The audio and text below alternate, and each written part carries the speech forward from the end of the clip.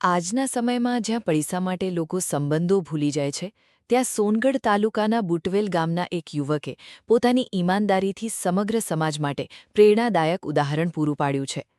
સુરતમાં રહેતા અને ફર્નિચર લાઇનમાં કામ કરતા ધવલ મનસુખભાઈ વડવાણાના ખાતામાંથી ભૂલથી 30,000ની રકમ બુટવેલ ગામના અમિતભાઈ રાયસિંગભાઈ ગામિતના બેંક ખાતામાં ટ્રાન્સફર થઈ ગઈ હતી.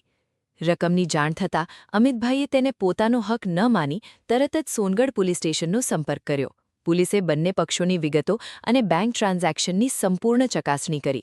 તમામ હકીકતની ખાતરી થયા બાદ અમિતભાઈ રાયસિંગભાઈ ગામિતે કોઈપણ પ્રકારનો લોભ રાખ્યા વગર સંપૂર્ણ 30,000ની રકમ ધવલ મનસુખભાઈ વડવાણાને પરત સોંપી હતી.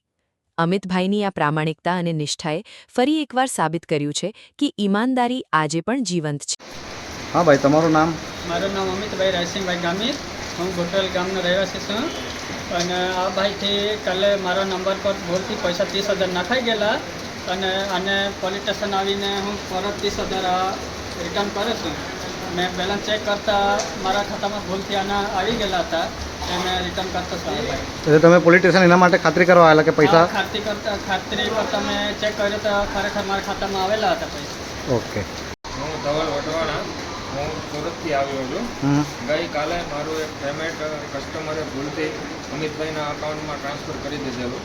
એક નંબરના મિસ્ટેકના હિસાબે અમિતભાઈના અકાઉન્ટમાં પેમેન્ટ આવી ગયેલું, જે હું આજે મારી રકમ લેવા અમિતભાઈ પાસે આવેલું છું. જેણે અહીંયા પોલીસ સ્ટેશને બધી જાણ કરીને સંપૂર્ણપણે તપાસ કરીને જાણેલું છે કે ભાઈ આ ખરેખર ભૂલથી પેમેન્ટ આવેલું છે, જે અમિતભાઈ મને અત્યારે પાછું પરત આપી રહ્યા છે. સંપૂર્ણ પૈસા પાછા આપ્યા તમને?